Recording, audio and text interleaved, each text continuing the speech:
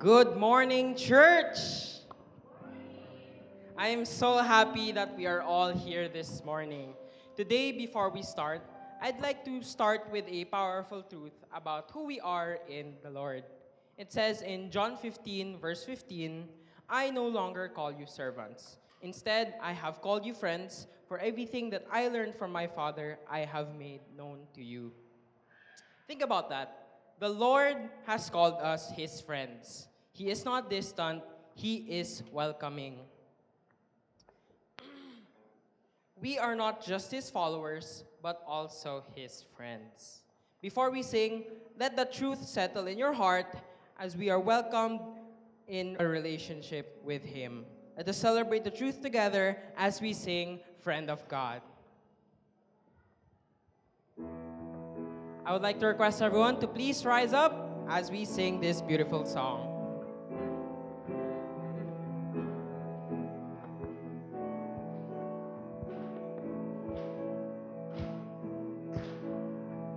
Who am I that you are mindful of me? That you hear me when I call? Is it true that you are thinking of me? That you love me? It's amazing. Yeah. I am a friend of God. I am a friend of God. I am a friend of God. He calls me friend. Who am I that you are mindful of me?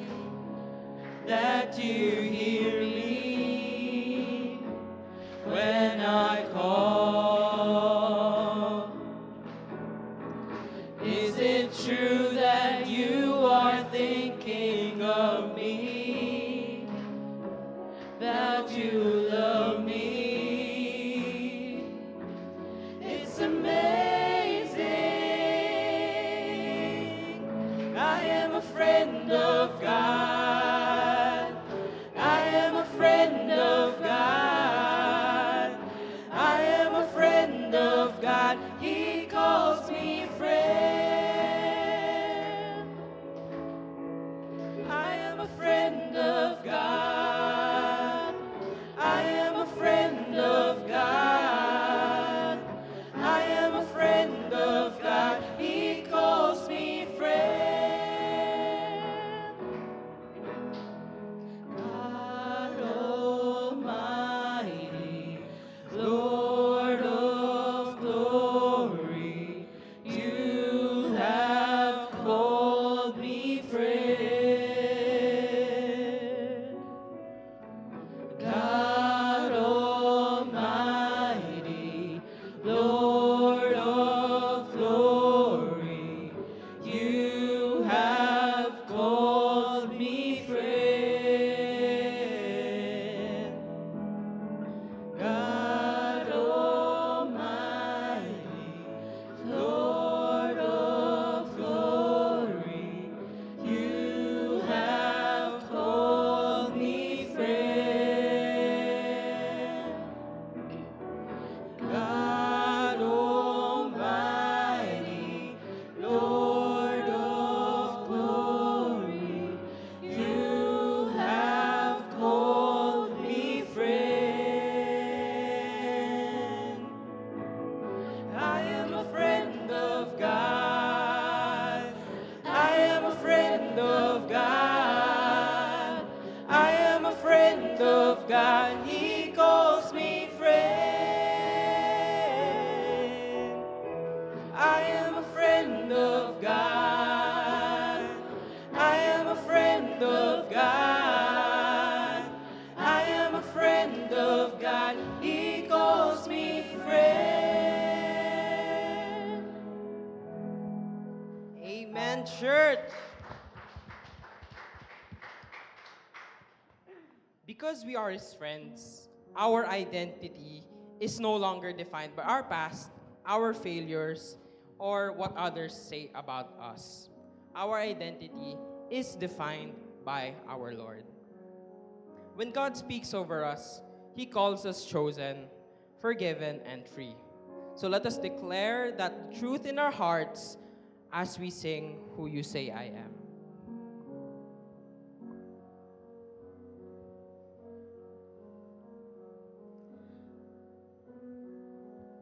Who am I that the highest King would welcome me?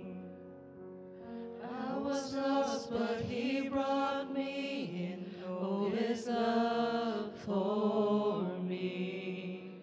Oh, His love for me. Who the Son sets free, oh, is free indeed. I'm a child of God, yes I am.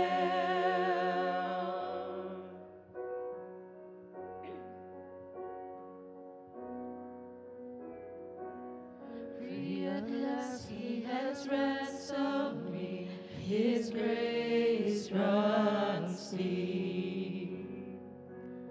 While I was a slave to sin, Jesus died for me. Yes, He died for me. Who the Son sets free, oh, is free indeed. I'm a child of God, yes I am. In my Father's house, there's a place for me. I'm a child of God, yes I am. I am chosen, not forsaken. I am who you say I am. You are for me, not against me. I am who you say I am. I am chosen, not forsaken. I am who you say I am. You are for me, not against me. I am who you say I am. Yes, I am who you say I am. Who the Son sets free, oh, is free indeed. I'm a child of God, yes I am. In my Father's house, there's a place for me. I'm a child of God, yes I am. In my Father's house, there's a place for me. I'm a child of God, yes I am.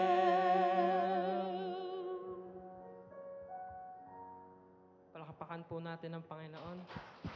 Amen. Amen. As we understand who we are to Him, our response cannot stay quiet. When you know you are loved, chosen, and called a friend of God, praise becomes natural. So as we sing this song, let us lift up a strong declaration of worship as we sing Shout to the Lord.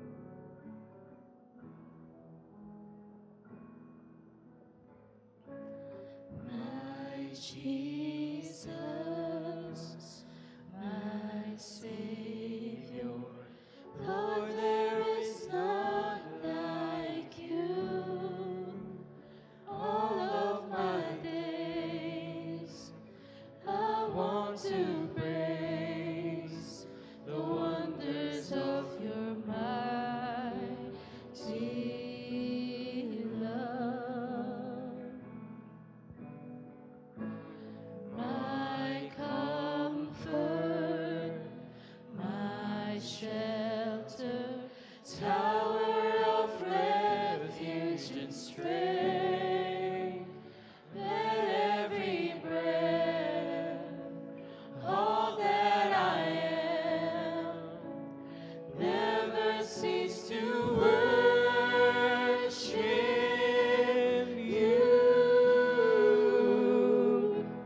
Shout to the Lord, all the earth, let us sing.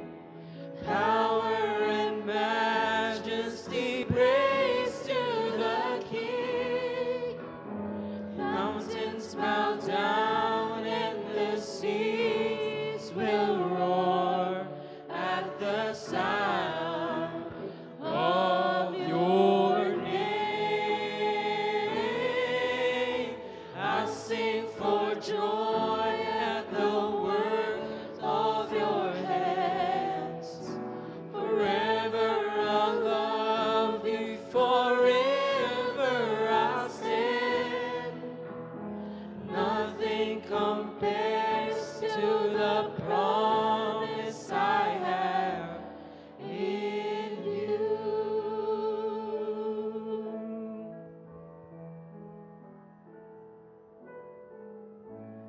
My Jesus, my Savior, Lord, there is none like you.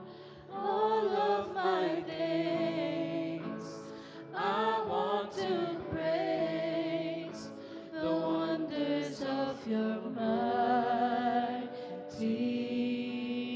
love.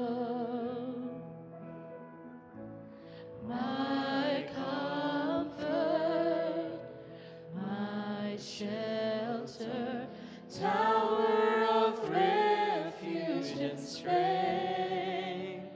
Let every breath, all that I am, never cease to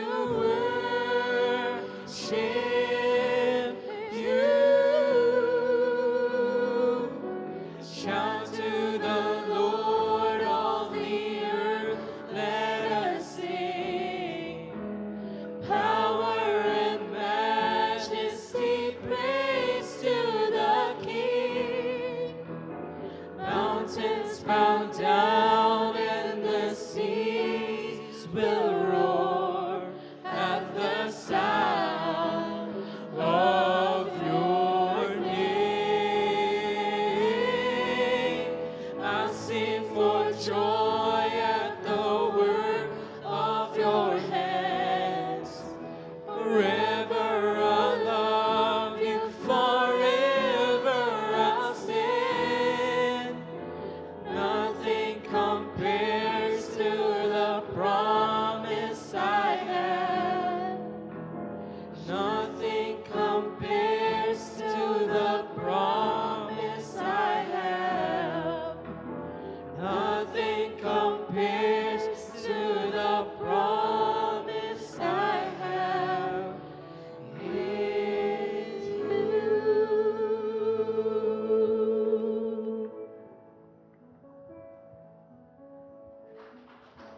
Praise be to God. Let us continue to worship the Lord by prayer. Let's close our eyes and bow our heads. And may I ask you to please sit down. And let's put ourselves in the presence of our Almighty God. Truly, our God has given us a lot of promise. And one of the promise that He has given us is that He will love us with an everlasting love. And He is faithful in His promise that even though we were unfaithful, He remains faithful to us. He continues to love us. And He continued to pursue us. And He gave His only begotten Son to die on the cross for us. And so it's a reason for us to worship Him, to honor Him, and to be grateful for the love that we have received from Him. Heavenly Father, we are here this morning. We are so much blessed and touched by the greatest love of all. You have loved us even though while we were sinners, we were rebellious against you. and you loved us just the same. And you sent your Son, the Lord Jesus Christ, to pursue us, to provide for us a way wherein we can be reconciled back to you, which is your original plan for us, to have a wonderful fellowship forever and ever, an everlasting relationship with you. But it was stopped because sin entered the world. But thank you, Lord, that you provided a way through your Son, the Lord Jesus Christ. And thank you, Lord, that we have received this wonderful gift of eternal life. And that is why we are crying out in worship to honor and to praise you. Maraming salamat sa napakagandang regalo na yung pinagkaloob sa amin. Magbagamat kami hindi karapat-dapat. Naway pahalagahan po namin ito. Naway palagi naming ipagpasalamat sa iyo ito. Naway palagi naming maalala ito. At sa panahon na kami namumroblema na lulumbay, ay maalala namin na kung naibigay mo ang iyong kaisa-isang anak para tulungan kami sa problema ng kasalanan, how much more you are willing to help us in every problems that we encounter in this life. And so it must build up faith in us that there is nothing that you cannot do for us. And we thank you, Lord, for being our loving, generous, Heavenly Father, that we can always look up to, that we can always cry out to. And so, remove all our fears, O Lord. Tanggalin mo ang lahat ng pangamba, lahat ng takot na nasa aming puso. Enable us to trust you with all our hearts and not to doubt you, O God, not to doubt your faithfulness, not to doubt your love. Father, as we thank you, Lord, for what you have done yesterday. Maraming salamat sapagkat ginamit mo ang ilan sa amin upang maibahagi ang mabuting balita ng kaligtasan sa mga aming komunidad sa Escopa. Maraming salamat sapagkat kami kanilang tinanggap at nawa, Panginoon, ang iyong mga salita na aming naibahagi sa kanila ay magbunga ng kaligtasan. Panginoon, maraming salamat sapagkat ginagamit mo kami. Naway maging mabunga po ang bawat sa amin dito po sa iglesyang ito. And as I preach your word, as your servant, O God, Lord, I humble myself before you. I need your wisdom. I need the empowerment of the Holy Spirit. Enable me, Lord, to deliver your word to your people in accordance to your will. And may you speak to their hearts, O God, this morning. We praise you, we honor you. This is our prayer in Jesus' mighty name. Amen and amen. Purihin po ang Panginoon. Good morning, everyone. Welcome to Solace of Christ. And again, here at Solace of Christ, we are family. All right? So, we would like to welcome everyone this morning. So, tayo po itatayong lahat again. And we're going to go around and sing a welcome song to welcome one another. Let's ating po kamayan at batiin ang bawat isa. Let's do it.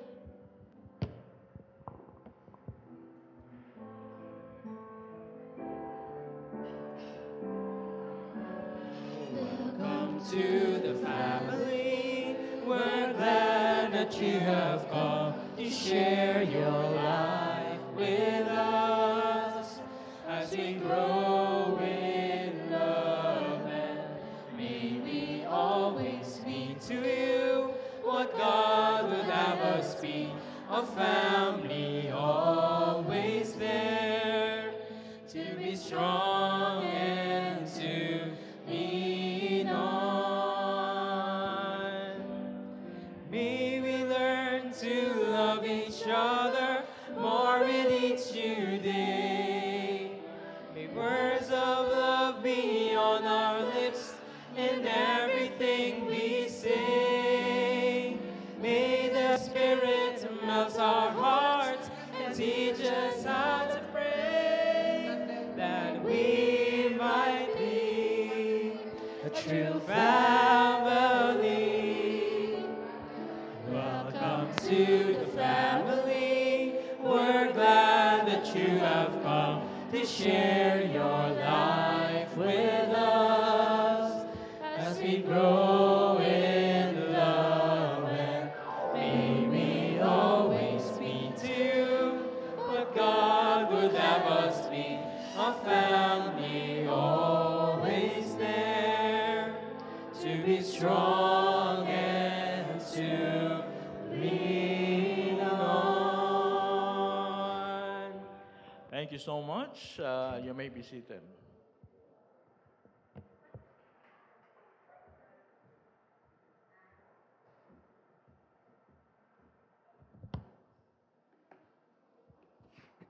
Magandang umaga po sa inyong lahat. And thank you po sa ating praise and worship team and Pastor F for the congregational prayer. So we continue now in our time of worship through the giving of tithes and offering. Brothers and sisters, sa pag-aalay ng ating mga ikapu at handog, pinahahayag natin ang ating pasasalamat sa Diyos sa lahat ng kanyang biyaya. Tinutulungan niya tayong maging tapat sa ating mga pangako at lumago sa ating pagmamahal sa Kanya. Sa 2 Corinthians 9:7, it says, ang bawat isa ay magbigay ayon sa ipinasiya ng kanyang puso, hindi mabigat sa loob o dahil sa kailangan, sapagkat minamahal ng Diyos ang isang nagbibigay na may kagalakan. Sa Matthew 6:19-20, pinapaalalahanan tayo na huwag kayong mag-ipon ng mga kayamanan sa lupa, kundi mag-ipon kayo ng mga kayamanan sa langit. Sa pagbibigay natin, kinikilala natin ang pagmamahal at kagandahang loob ng Diyos sa atin.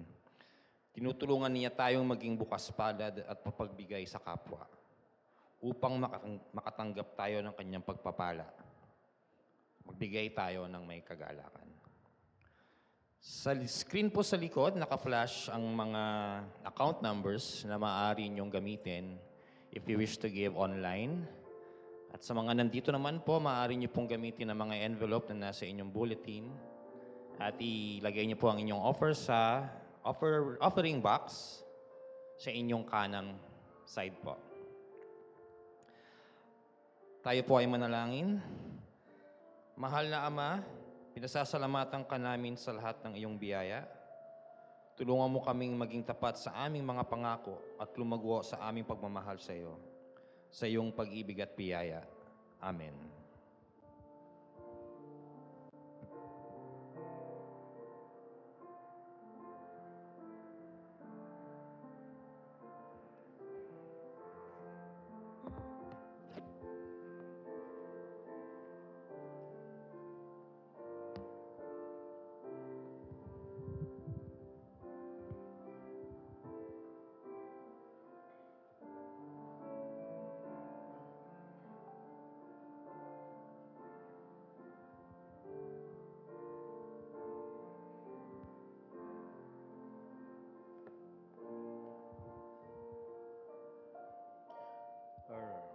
Alright, maraming salamat po.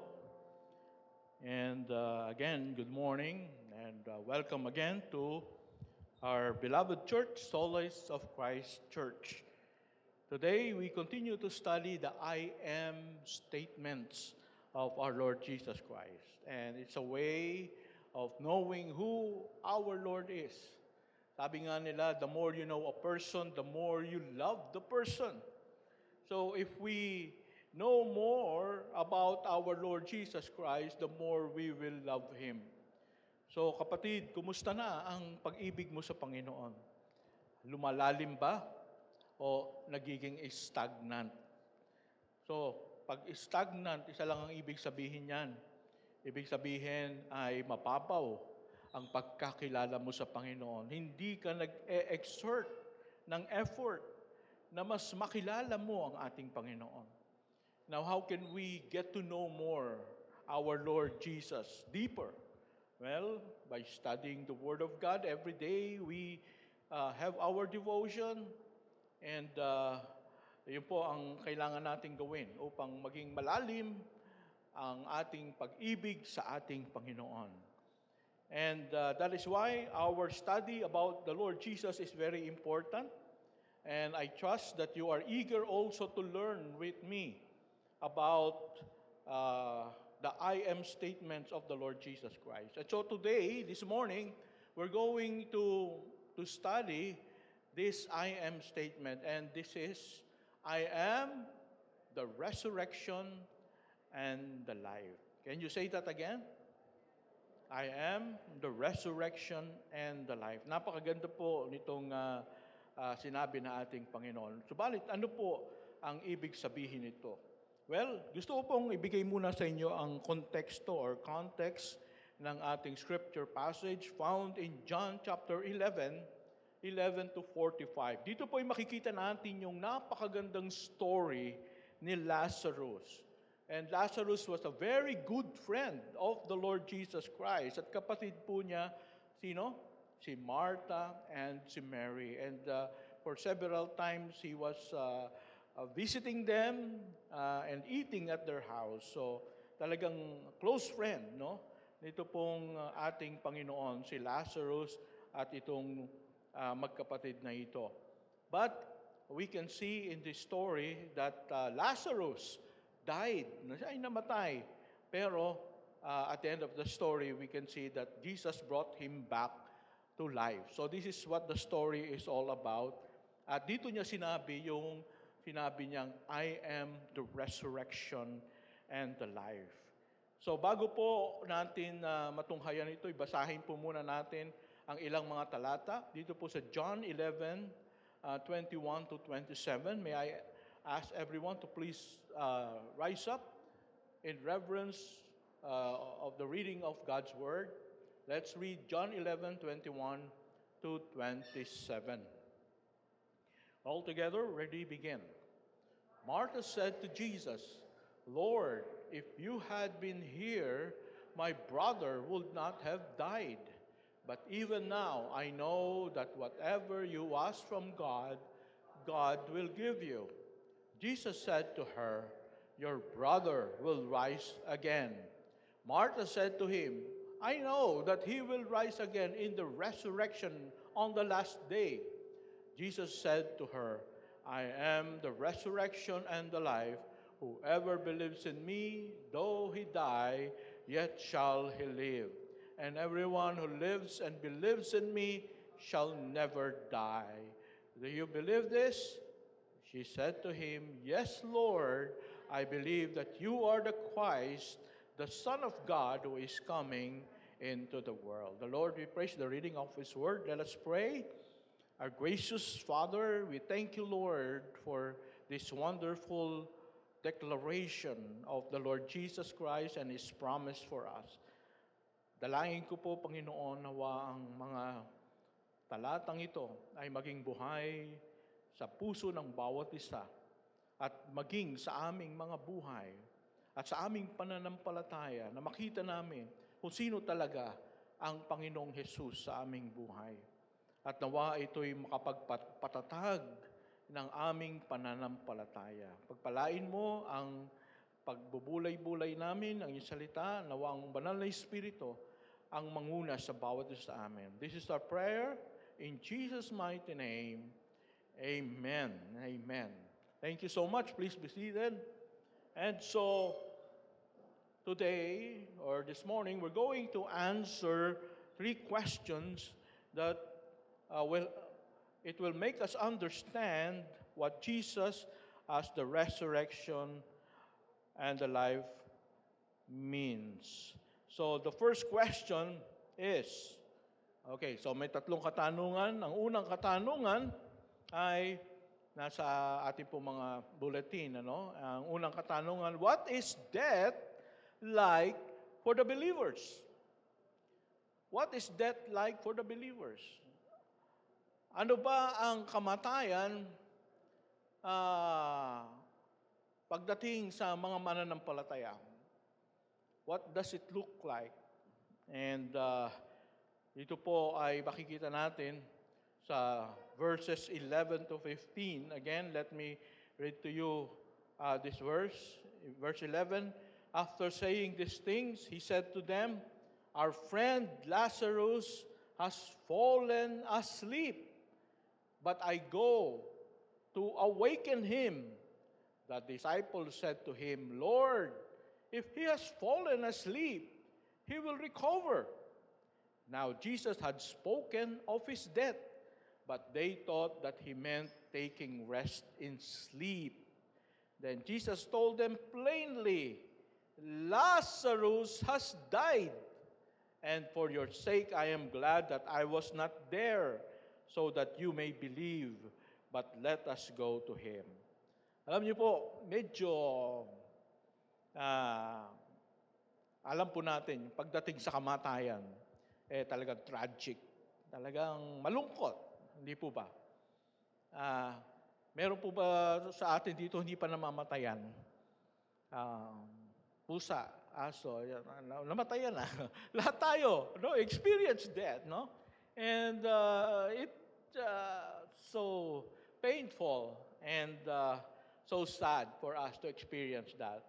But as we look at this passage, no, parang merong mali. Parang hindi naman mali, pero parang may kakaiba dito sa ating nabasa, no? And bakit po? Of course, when we talk about death, we don't speak lightly of it. Because kailangan nating igalang yung nararamdaman ng mga mahal sa buhay ng namatayan. So parang ang ating Panginoon, ang sabi niya sa mga disciples, hey, naalala niyo pa yung ating mabuting kaibigan, yung ating best friend na si Lazarus, nakatulog siya. Yan ang sabi ni Lord, no? Nakatulog siya. Alam nila namang mga disciples na ito na si Lazarus ay mayroong matinding karamdaman. At so sabi nila ay mabuti naman at nakatulog. Kailangan niya ang rest because meron siyang matinding karamdaman.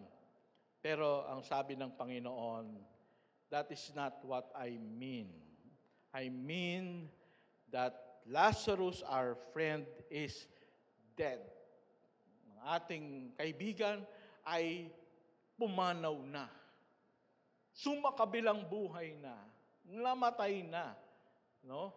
So parang ang dating, parang prank, no? Alam niyo yung prank? Na merong biro tapos biglang merong punchline, no? So, but of course, it is not. Now, why does the Lord Jesus seem to treat the topic of death very lightly and not that serious like we do? Pag ang usapan tungkol sa kamatayan, talagang hush tone, nakikiramay kami, kumusta ka na, alam ko, mabigat yung pinagdadaanan mo, no? Pero pagdating sa Panginoon, natutulog si Lazarus. Yeah, parang gano'n, no?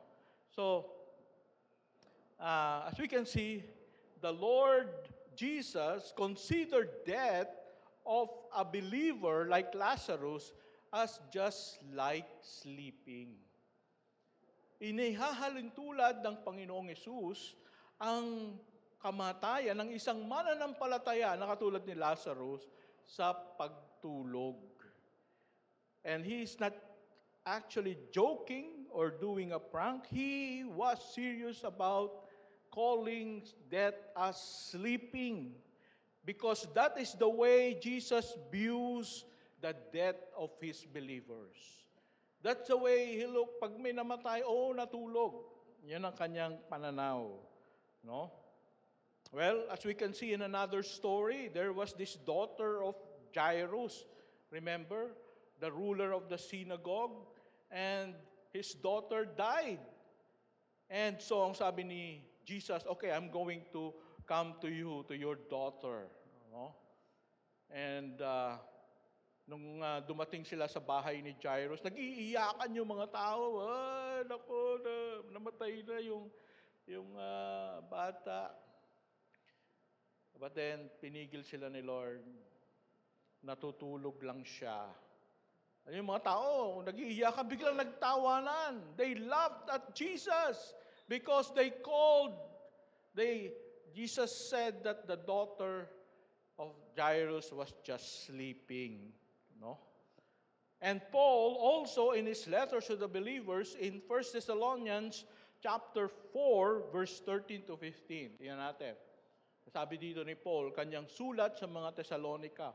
Ang sabi niya, brothers and sisters, we do not want you to be uninformed about those who sleep in death, so that you do not grieve like the rest of mankind, who have no hope. For we believe that Jesus died and rose again, and so we believe that God will bring with Jesus those who have fallen asleep in Him. According to the Lord's word, we tell you that we who are still alive, who are left until the coming of the Lord, will certainly not precede those who have fallen asleep. Okay, so it's consistent. Whenever the Lord Jesus Christ talks about death, He referred it as just sleeping. And not only Him, but also the Apostle Paul. No? So, bakit kaya? Bakit kaya ganon? It's not a mistake, it's not a slip of tongue, but they were just using the correct perspective of God when it comes to death of those who believe in the Lord Jesus Christ. They are considered asleep or sleeping. Now, why of all terms Jesus used the term sleep or asleep when it comes to death? Bakit kaya yun ang ginamit ng Panginoon na terminology? Oh, is death sleeping? Why? Because sleep is only temporary. Everybody say temporary. Okay. Ibig sabihin ng temporary, hindi siya permanent. No?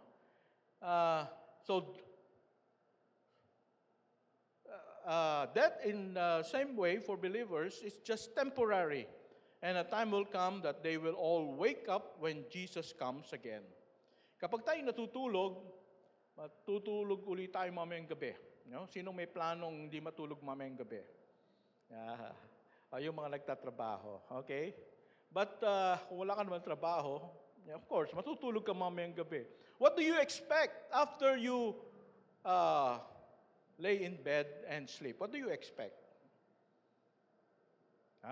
That in the morning, pag tilaok ng manok, Lord, thank you. It's another day.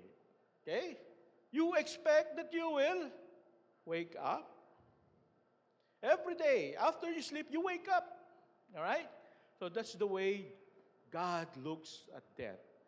They are temporarily laying in bed, but in the morning, they will rise up again. Okay? Kaya nga maraming mga Christian, pag may namatayan, ang sinasabi nila, see you in the morning. Yan. Pag ikaw ay nagising na, see you in the morning when you wake up. Alright? Alright. So that's the way God looks at death. It's just a temporary thing, no? But then, let us have a clarification here, no? Because there is this belief or doctrine by some churches that this is what they call soul sleep. Everybody say soul sleep. Yan. Anong ibig sabihin ng soul sleep? Soul sleep okay, is the theological doctrine that upon death, a person's soul enters an unconscious dormant state, resting in the grave until the final resurrection and judgment. So ito yung isang paniniwala na pag namatay ang isang tao, ay yung kaluluwa niya nandun pa rin sa katawan. Pero tulog lang. Parang dormant, no? Parang vulkan na dormant. No? Nandun yung lava, pero hindi pumuputok. Alam niyo, dormant. And unconscious, walang pakiramdam, walang pag-iisip. Okay? So, there are churches who believe in that, like the Seventh-day Adventist and the Jehovah's Witness. So, they believe this. But then, my friends, this is unbiblical. Okay? Ang paniniwala nila, gigising lang kapag dumating na si Kristo on the last day. All right? But this is unbiblical. Why? First, Apostle Paul said in 2 Corinthians 5:8, 2 Corinthians 5:8, sabi niya, absent in the body, present in the Lord. Kapag daw ikaw ay absent na, wala na sa iyong katawan, nasan ka na? You are present in the Lord. Okay? The moment you become absent in the body, you are now present in the Lord. Alright? Ibig sabihin, nasan ba si Lord? Nasa heaven. Okay? So, hindi nananatili yung kaluluwa sa grave. Kung hindi siya ay nasa heaven. Present with the Lord. Alright? So, you will see Jesus. The moment you die, you will see Jesus. Are you excited to die? Walang makasagot.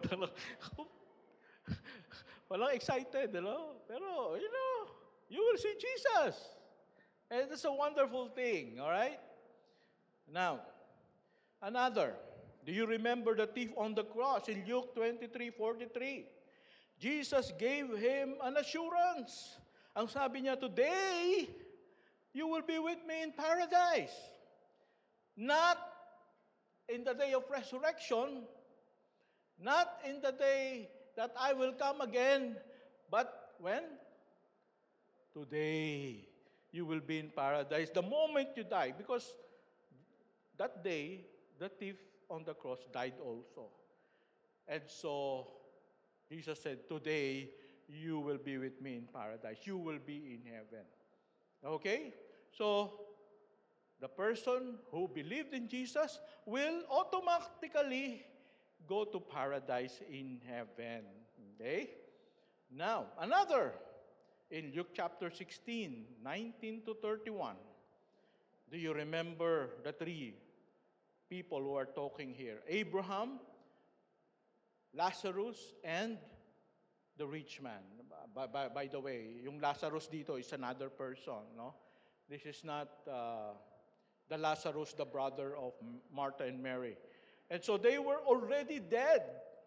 But what are they doing? They were talking with each other. Okay?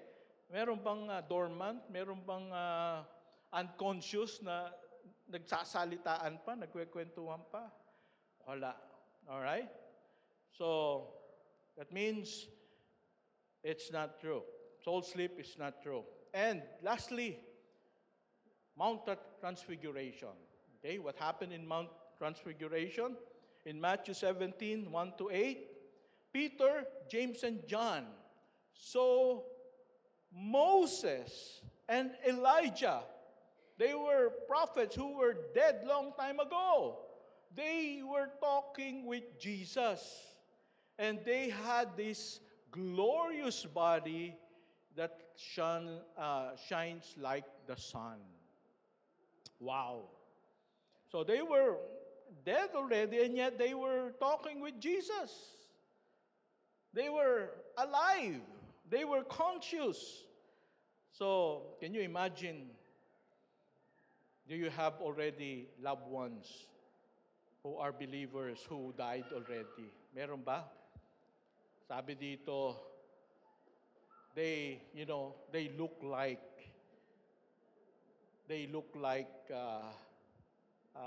nawala tuloy ako. they, they look like Moses and Elijah. No? They're shining. So can you imagine that for a moment, One of your dead loved ones who are believers, shining. Wow. What an amazing thought. They are alive and shining. But we cannot say that that also is true with dead people who do not have Jesus Christ in their hearts. Okay? They are like that rich man who is suffering in hell. Okay, so that should remind us that's very important that before we live this world, before we live this earth, we have Jesus Christ as our Lord and personal Savior.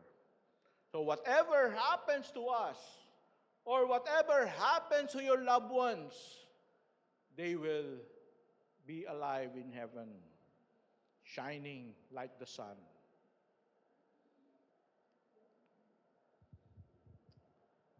Now, let us proceed to the second question.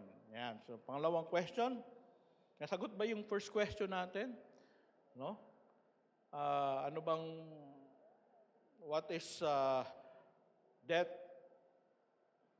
First question. What is death like for the believers? Okay? So, for believers, death is just like sleeping. So, second question is, what is Jesus' promise for the believers who died? Ano ang pangako ni Jesus para sa mga nanampalataya sa Kanya na namatay? Ayan. So Jesus promised that whoever believes in Him will be what? Resurrected and never die again. That is His promise.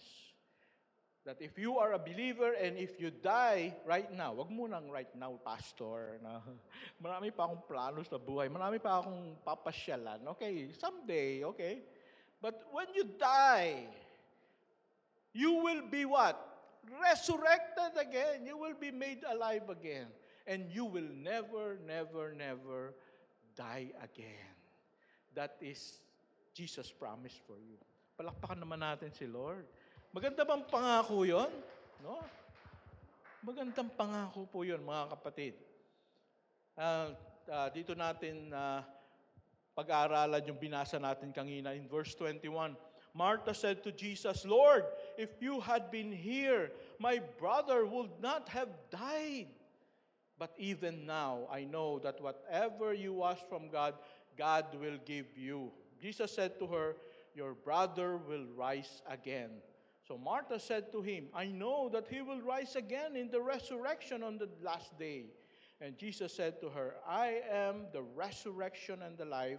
Whoever believes in me, though he die, yet shall he live. And everyone who lives and believes in me shall never die. Yan ang pangako ng Panginoon. So do you believe this?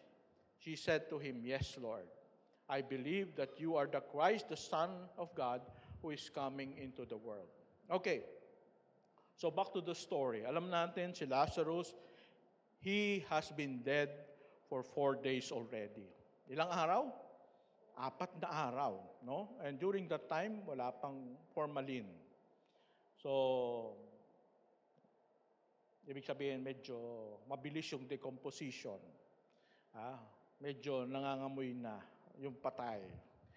And, but there is something here that shows the faith of Martha. Isipin natin, naalala niyo yung kwento na si Martha at si Mary? Si Mary, nung nagtiteach si Jesus, she was there, listening.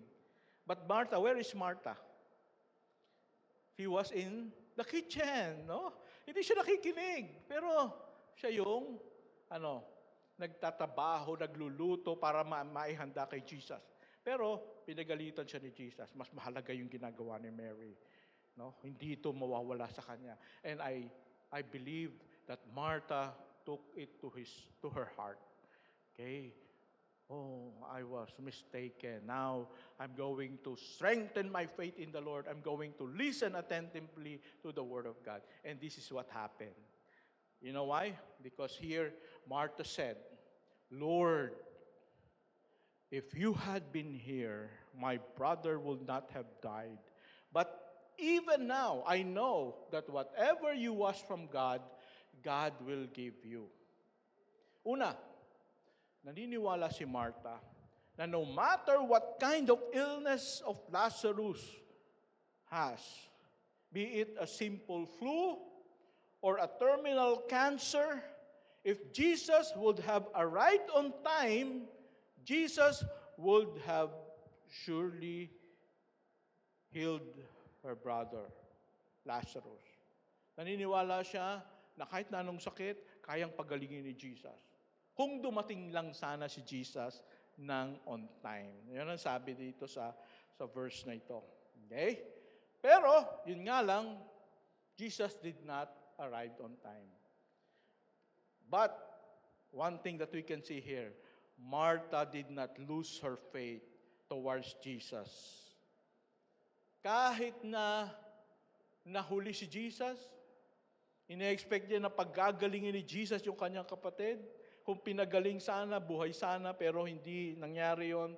Pero hindi nawala ang pananampalataya ni Martha kay Lord. Sabi niya, no?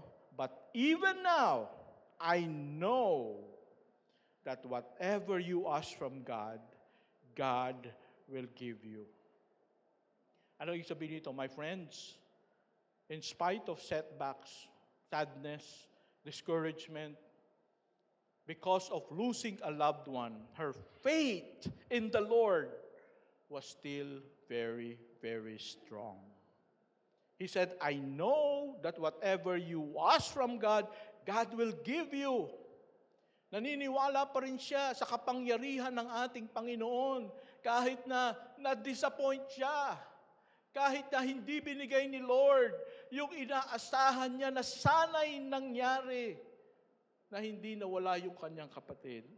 But then, nandun pa rin yung faith niya. You know? And she still believed in the power of Jesus' prayer that even though Lazarus was already 4 days dead, it was not impossible for Jesus to raise her brother Lazarus. She still believes that anything is still possible. Sabi ni Martha, Lord, kung nandito ka sana, gumaling si Lazarus, pero patay na siya. Pero naniniwala ako, Lord, kung hihilingin mo sa Diyos, pakikinggan ka niya. Wow! Nandun yung faith niya. Ano? Tanungin ko po kayo, mga kapatid, how many of us here, after setbacks, after discouragement, after our prayers were denied, still we do not abandon our faith in the Lord? Di ba, mayroon tayong mga panalangin, Lord, bigay niyo po sa akin ito. Lord, pagalingin niyo po ito. Pero pag hindi binigay ni Lord, nandun pa rin ba yung strong faith mo? Nandun pa rin ba yung pagtitiwala mo sa Panginoon? Katulad ng pagtitiwala ni Martha sa ating Panginoon. And so, my friends, if you are like that, that is a sign of maturity. Congratulations. Na kahit na ma-disappoint tayo sa buhay natin, may mga ine-expect tayo pero hindi binigay ni Lord. Pero kahit na hindi binigay ni Lord, strong pa rin ang pananampalataya natin sa Panginoon. Hindi pa rin natin iiwanan ang Panginoon. Maglilingkod pa rin tayo ng may katapatan sa Panginoon. That is a sign of maturity. But if you are immature, Lord, di-disappoint mo ako, ayoko na, hindi na ako mag-church. Yeah, may kilala ba kayong ganon? Na hindi pinakinggan, hindi natanggap yung hinihingi, umayaw na, ayaw na. Ayaw nang mag-church. Alright? So, but there is a promise. Jesus has promised Martha in verse 23. Jesus said to her, "Your brother will rise again." And Martha said to him, "I know that he will rise again in the resurrection on the last day." Alam niyo po dito sa dalawang verse na ito, merong dalawang kinds of resurrection. Okay? The first is temporary resurrection. Everybody say temporary resurrection. Ito yung sinabi ni Jesus na, your brother will rise again. That is temporary. That means, mabubuhay siya physically, pero mamamatay uli siya. Okay? Kaya nga temporary resurrection, Lazarus will be brought back to life again, but after some time, tatanda din siya, magkakasakit din siya, mamamatay uli siya. Okay? But then, the second one is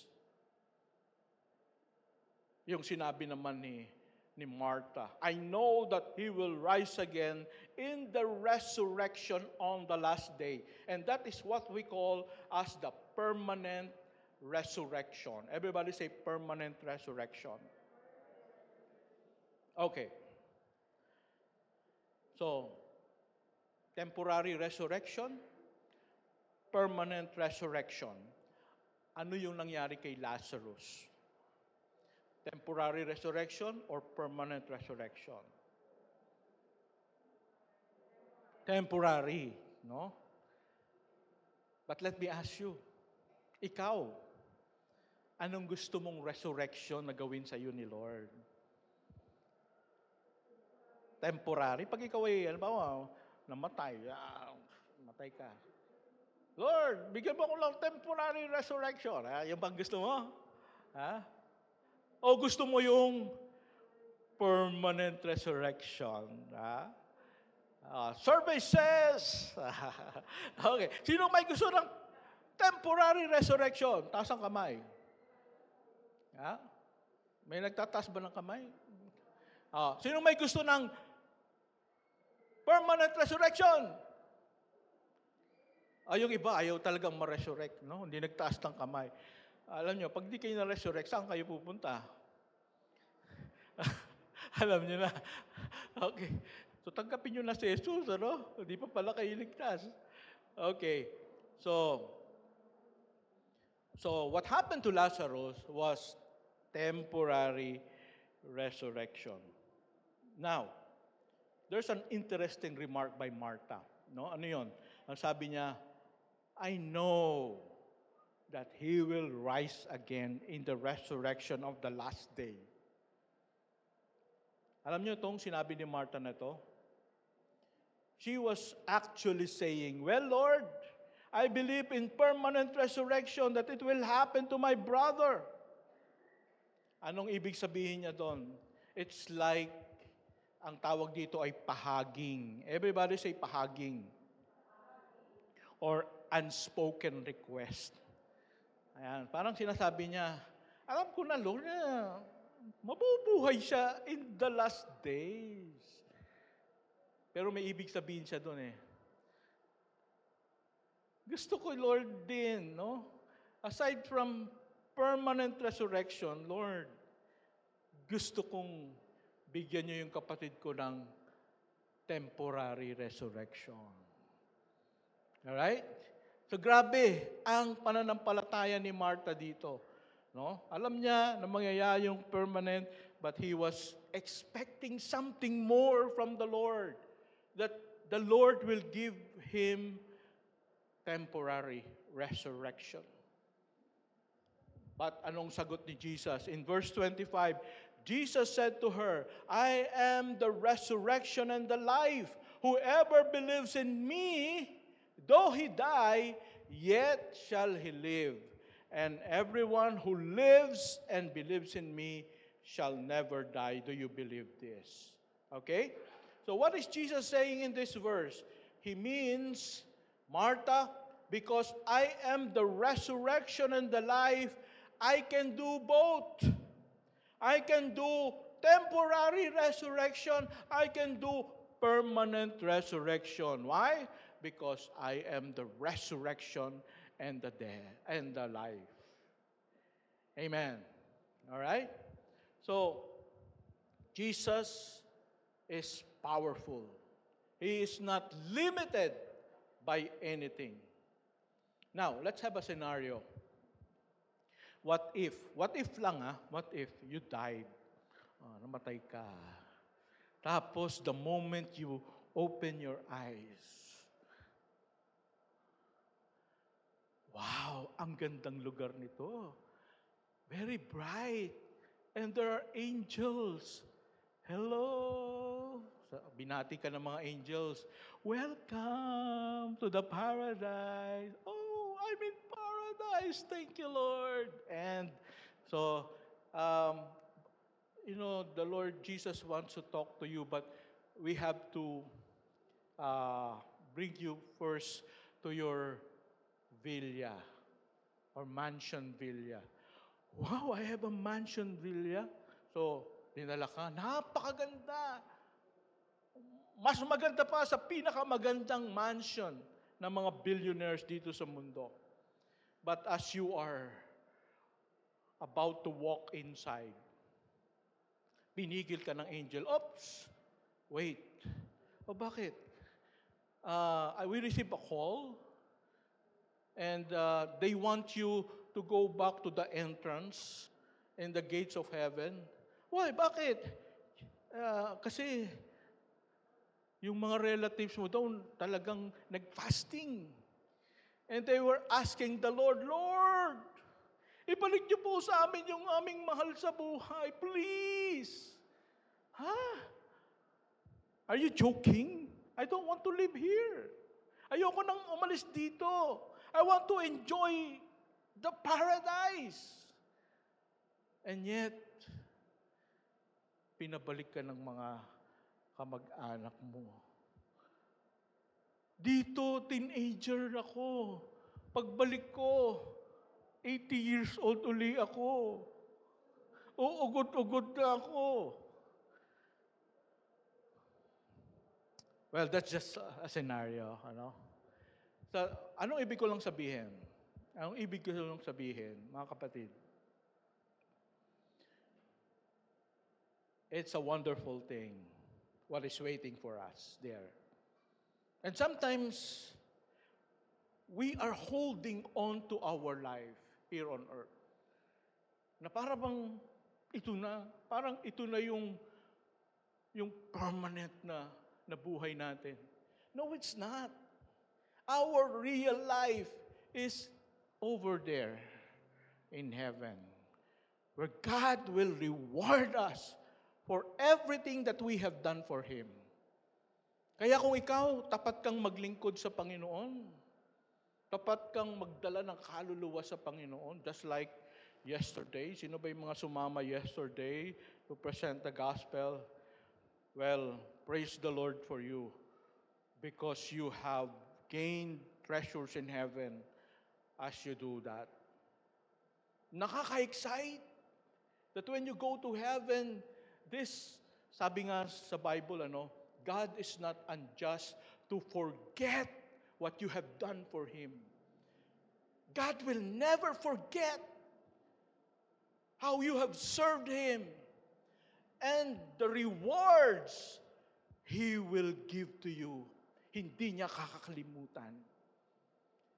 He will make sure that He will pour out all the best rewards for you. Kaya pag faithful ka sa pagsaserve kay Lord, hindi ka malulungkot.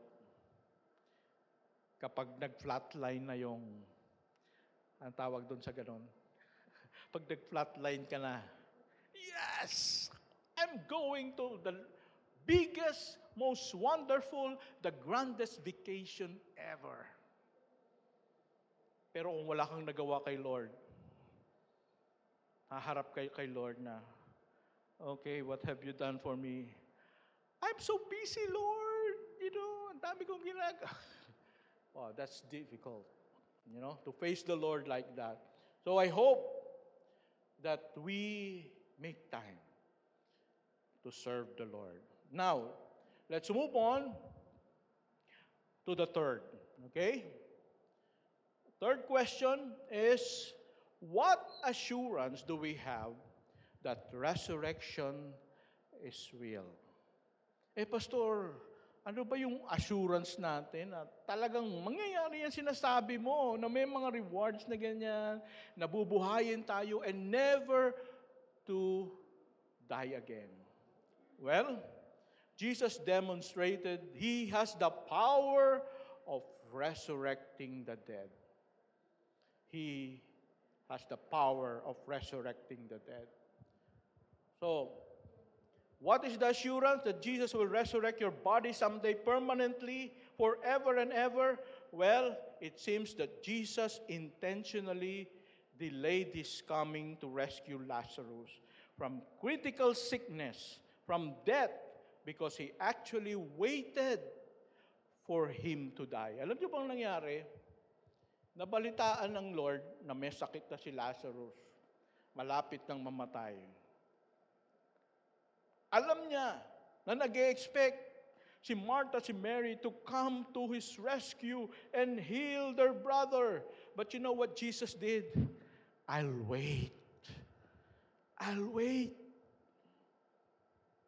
Bakit mag-wait si Jesus? Iniintay niyang mamatay. Can you imagine that? Instead of, may sakit si Lazarus, let's go! Let's pray so that Lazarus will live. No. He waited so that Lazarus will die. Why is that? Bakit kailangang intayin mamatay si Lazarus? Because Jesus wants to prove something. That when He says He is the resurrection and the dead, He can demonstrate His power to do it. Alam nyo, iba yung nangangako doon sa may kakayahan na tuparin yung kanyang pangako. Tama? May mga guys na, I love you 3 times a day. Yan. Ipipigay ko sa iyo ang buwan, ang araw. Ang daming pangako. Pero kaya ba nilang tumupad ng pangakong ganon? Hindi. Pero si Jesus, He said, I am the resurrection and the dead. And I will demonstrate to you that I can really do it. So, Lazarus, die first, and I will come and raise you up. Mga kapatid, anong katotohanan ang makukuha natin dito? That when God gives you promise, He has the power to follow it up and to fulfill that promise for you. Amen? So lahat ng pangako ng ating Panginoon, kaya niyang back-upan. Kaya niyang patunayan. And He even demonstrated that He can bring Lazarus back to life. And Lazarus was dead already for 4 days. Jesus waited for 4 days so that people can really say, patay na talaga siya. Hindi siya naghihingalo lang. But Jesus was powerful enough to bring Lazarus back to life even though he was dead 4 days already. So that people will believe that He is the resurrection and the life. Kaya niyang patunayan ang kanyang pangako sa iyo, mga kapatid. Ano bang pinagdadaanan mo ngayon? May pangako ang Panginoon para sa iyo. At kaya niyang tuparin ang pangako niya. Bakit? Kasi siya ay makapangyarihan. And sometimes there are delays in our lives. Tama? May mga delays. Parang, Lord, dapat ngayon, ganito na nangyayari, dapat ngayon, parang delayed. Naranasan niyo yun? Para bang inisip natin, bakit kaya ganun si Lord? Delayed. Huli. Pero sa tingin nyo kaya, dito sa pagkakatong ito, sa story of Lazarus, siya ay delayed? Delayed ba siya? No. It is intentional. Because He has a purpose for His delay. And sometimes in our lives, we experience delays. But God has a purpose for those delays. Huwag tayong magalit, huwag tayong mainis sa Panginoon. Umawala ang ating pananampalataya sapagkat ang delay ng Panginoon, pag binigay niya yan sa'yo, you will forget all those delays and you will glorify God. Amen? Close our eyes and bow our heads. Let's pray. Our dear loving Heavenly Father, we thank you, Lord, for the life of Lazarus. I experienced, Lord, that he died and his sisters and relatives thought that you have forgotten him, that you have delayed, and you were not able to rescue them. But Lord, you have proven that lahat ng nangyayari sa buhay namin ay merong purpose. You are sovereign, you are full of wisdom. Every step is perfect. Perfect. We just have to trust your sovereign wisdom. We just have to trust your perfect timing. And we depend on you. Because we do not know what will happen. We do not know your plan. But if we rely on you, we depend on you, we can see your plan is perfect. Just like in the life of Lazarus. Right now, I don't know what's going on with your life. Maybe there's delays. Maybe there's promise that you need from the Lord, but you are not sure whether God will keep that promise. Well, remember, God has the power to fulfill that promise for you. Kaya lumapit ka sa Panginoon. Ano man ang pinagdadaanan mo ngayon, ano man ang burden mo ngayon, commit it to the Lord. Lord, I trust in you. I trust in your sovereign power. I trust in your timing. Maybe there's delays. Yes, Lord. Okay lang. Because I know that you have my best in mind. Pray to the Lord right now.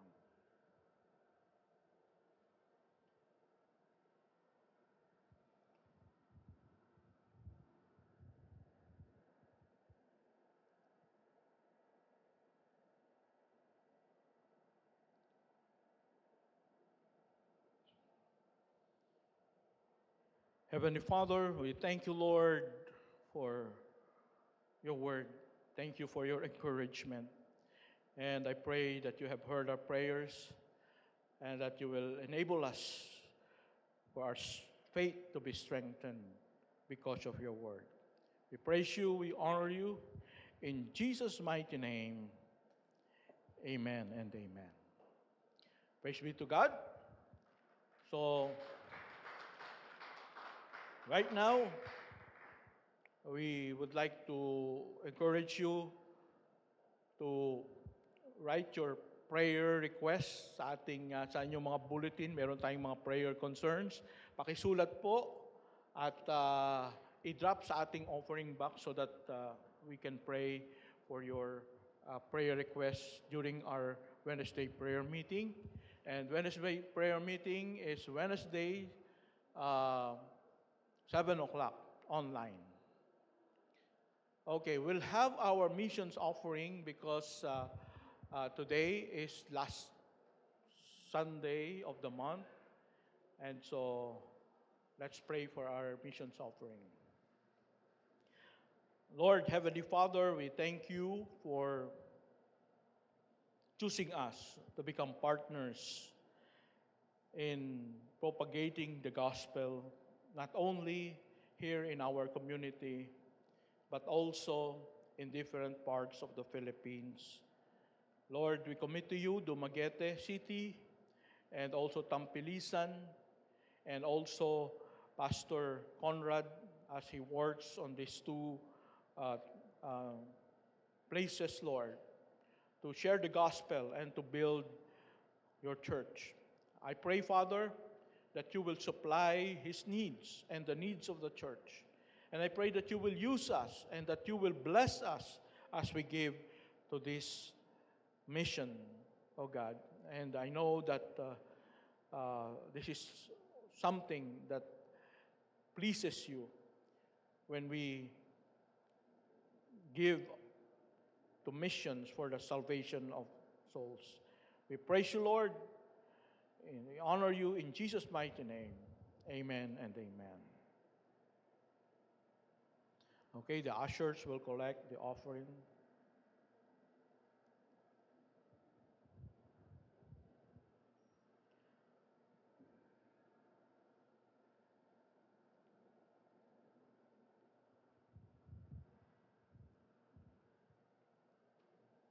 Okay, as we close, let's all stand for the closing prayer, and then we'll have the closing song. Heavenly Father, we thank you for the fellowship of your children here at Solace of Christ Church. Maraming salamat sa presensya ng bawat isa. Maraming salamat sa iyong mga salita. Nawa ay nagsilbing encouragement and comfort sa amin ito, especially to those who are going through a lot and has lost their loved ones. I pray that this has given them hope for a wonderful future, not only for their loved ones who died, but also for each and every one of us who have placed our faith in our Lord Jesus Christ. And Lord, I pray that because this is true, that you are the resurrection and the life, we are encouraged and challenged to spread this out, this message of hope to people who do not have hope. They need the Lord Jesus Christ upang sila'y magkaroon ng katiyakan. Whatever happens in their lives, they are secured because Jesus Christ is their Lord and Savior. So thank you, Father. May the love of the Father, the grace of the Lord Jesus, and the fellowship of the Holy Spirit be with you all. Amen and amen.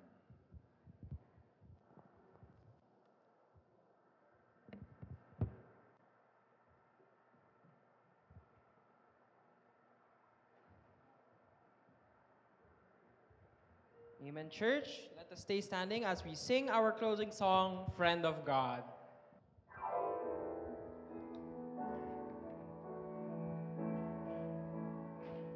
Let's clap our hands to the Lord.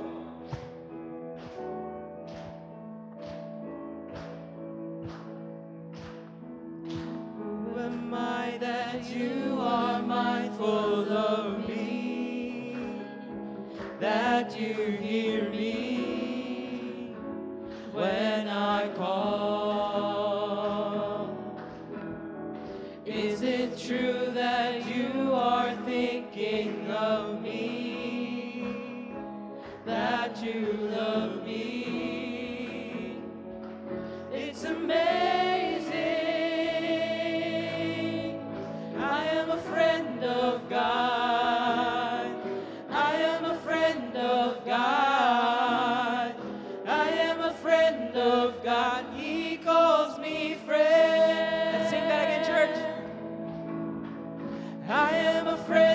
of God. I am a friend of God.